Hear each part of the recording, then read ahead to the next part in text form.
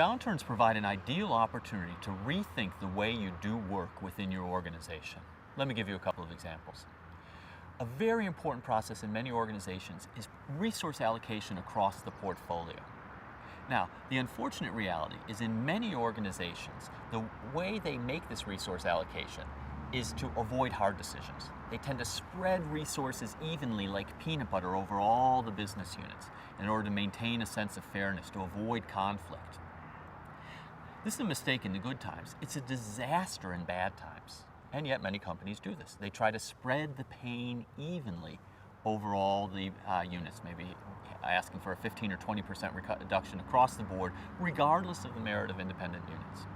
So one thing organizations can do is use a downturn to change that process and force hard decisions. Let me give you a couple of examples. Nokia, 1988, a widely diversified conglomerate. The fall of the Soviet Union precipitates in their native Finland the worst recession in history. Now, many managers might have gone out with this diversified portfolio and asked for the same contribution, the same cost reductions from all of the businesses. Nokia, in contrast, went and sharpened their resource allocation process, looked very hard at their business units, and made a surprising choice. They decided to double down their bets, to focus in on mobile telephony, which at that point only accounted for about 10% of their revenues, and get out of 90% of the business.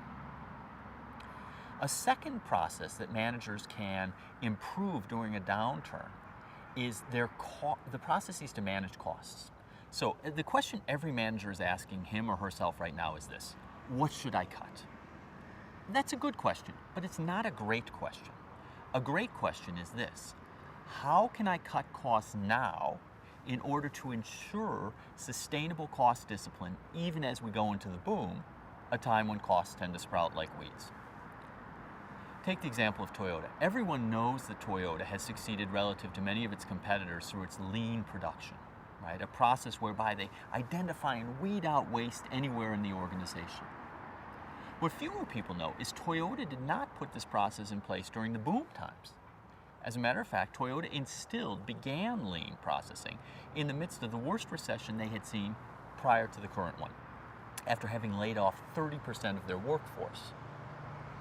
Now, the key thing that Toyota did was they went beyond asking what should we cut and asked how should we cut it in a way that we can continue to sustain this waste identification and reduction as we go forward.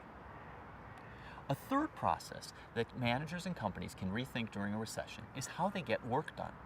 So in good times, it's very easy to make a profit. Many companies confuse tailwind for horsepower.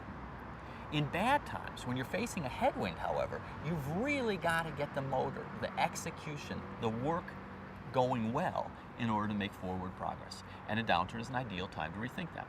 So if you look at if you look in the early 90s, the last major global downturn we had, business process reengineering emerged as an approach for rethinking how work was done in organizations and doing it more efficiently, often with fewer people.